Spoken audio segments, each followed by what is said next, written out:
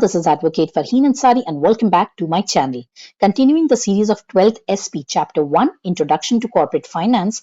Well, in the last video lecture, we understood in detail about fixed capital and the factors that affect fixed capital requirement. आज के इस video lecture में we shall understand the concept of working capital. But this topic can be asked in exam as a short answer, long answer and even distinguish between. अब ये question को हमें कैसे attempt करना है, प्रेजेंटेशन कैसे देना है, that we shall understand in today's lecture. So let's get quickly started. बच्चों, working capital as the name indicates, ये कैपिटल बिजनेस के day to day working needs के लिए यूज किया जाता है. बच्चों, वंस द कंपनी इवैल्यूएट्स की फिक्स्ड कैपिटल कितना है, द कंपनी आल्सो इवैल्यूएट्स की वर्किंग कैपिटल की क्या रिक्वायरमेंट है. अब कंपनी में काफी ओवरहेड एक्सपेंसेस लगते हैं. What is overhead expenses? जैसे एम्प्लॉय की salary, electricity bill, telephone bill, maintenance of furniture and equipments, purchase of raw material, marketing expenses, legal fees etcetera. अब ये रेगुलर एक्सपेंसेस को मीट करने के लिए कंपनी में फंड्स चाहिए on a regular basis. So this fund is called as working capital. ये money business में शॉर्ट टर्म के लिए रहता है, इसीलिए इसे सर्क्यूलेटिंग कैपिटल भी कहा जाता है. अब सवाल यह है कि बिजनेस ये कैपिटल कहां से जनरेट करता है. वेल, अगर company is a profit making company तो कंपनी अपने प्रॉफिट का एक हिस्सा वर्किंग कैपिटल नीड्स के लिए निकाल लेती है. But if the company is not generating profit, तब ये मनी कहां से आएगा? वेल, कंपनी बैंक्स को अप्रोच करती है for availing short term loans and credits.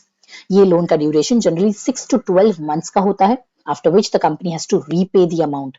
That is why it is called as short term capital. अब if you want to find कि कंपनी में वर्किंग कैपिटल कितना है, look at the balance sheet of the company. Take the total of current assets and minus it with the total of current liabilities. अब अगर figure आपको positive मिलता है तो कंपनी के पास पॉजिटिव वर्किंग कैपिटल है. वही अगर फिगर नेगेटिव आता है, which means the company does not have sufficient working capital. ऐसी कंपनी के loans and borrowings ज्यादा होते हैं. Now, a company में there are a lot of factors that affect the requirement of working capital in the business. Let's understand the same point wise. अब ये pointers को याद रखने के लिए the keyword is SVP cement BG. बच्चों, ये कीवर्ड सिर्फ आपके रिमेम्बरेंस के लिए है. एग्जाम में आपको ये कीवर्ड्स नहीं लिखना है. Point number 1, size of business. अब सिंपल सा लॉजिक है, बिजनेस का साइज जितना बड़ा होगा वर्किंग कैपिटल का रिक्वायरमेंट उतना ही ज्यादा होगा and vice versa. Point number 2, volume of sales. अब कंपनी में वर्किंग कैपिटल का फ्लो कुछ इस तरह चलता है.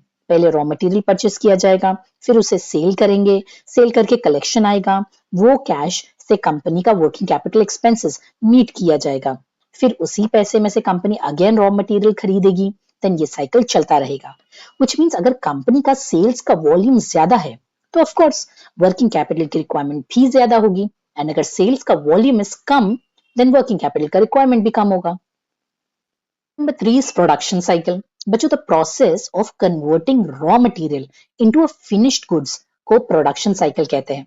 अब raw material से finished goods बनने को जितना टाइम लगेगा, working capital भी ज्यादा जाएगा, because salary, electricity, expenses, rent, ये सब के खर्चे continuous लगते रहेंगे.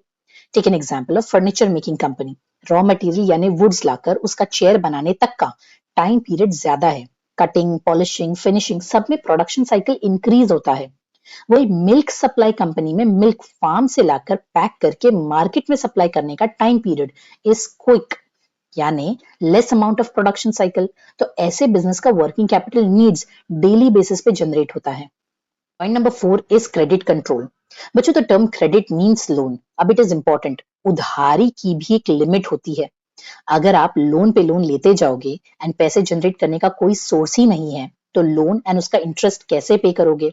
इसीलिए हर कंपनी अपना एक क्रेडिट कंट्रोल पॉलिसी बनाता है विच स्टेट्स की कब लोन लेना है, मैक्सिमम कितना लोन कंपनी लेगा, कैसे लोन अमाउंट को पे किया जाएगा, so that the company does not suffer crisis later. It is important for every business to think कि कंपनी कैसे सेल्स करके कैश जनरेट करे, बिकॉज ऐसा करने से ही कंपनी में बाहर से वर्किंग कैपिटल की रिक्वायरमेंट कम होगी. Credit control is an important factor that determines the working capital requirement. Next is external factors. Businesses में पैसा एक्सटर्नल सोर्सेस यानी बैंक्स एंड फाइनेंशियल इंस्टीट्यूशन से आता है in the form of loans and credits.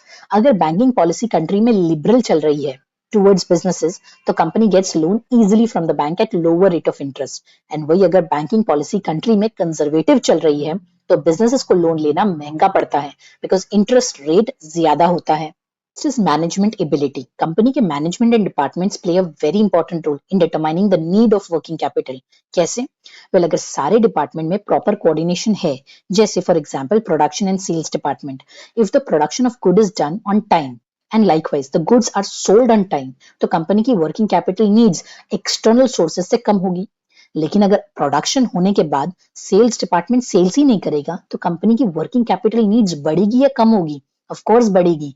Hence, management की ability plays a very important role in determining the requirement of working capital. Next is nature of business. अब जैसे मैंने आपको पहले भी एग्जांपल दिया था कि अगर मेरा फर्नीचर का बिजनेस है जहां रॉ मटेरियल से गुड्स फिनिश्ड होने के लिए टाइम लगता है तो ऐसे बिजनेसेस की वर्किंग कैपिटल रिक्वायरमेंट ज्यादा होती है.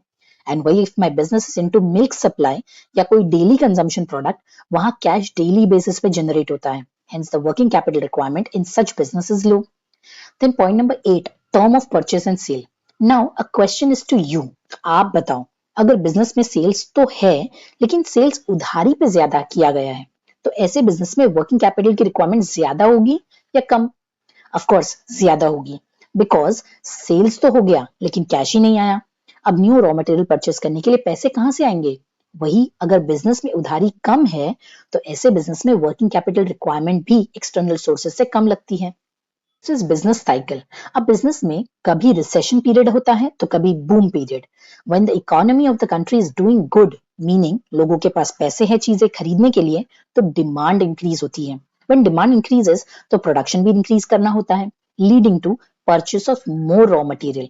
अब ऐसे केस में वर्किंग कैपिटल की रिक्वायरमेंट बढ़ जाती है. वही अगर इकोनॉमी ठीक परफॉर्म नहीं कर रही है, लोगों के पास जॉब नहीं है तो खर्च करने की कैपेसिटी भी नहीं होती है. ऐसे रिसेशन पीरियड पे businesses don't do well and hence ऐसे पीरियड में requirement of working capital is low. Number 10, growth and expansion. अब आप बताओ, जिस कंपनी का मोटिव है growth and to expand its business, वो कंपनी का वर्किंग कैपिटल रिक्वायरमेंट कम होगा या ज्यादा? ऑफ कोर्स ज्यादा होगा. And likewise the company who runs on same level would not require increase in the capital requirement.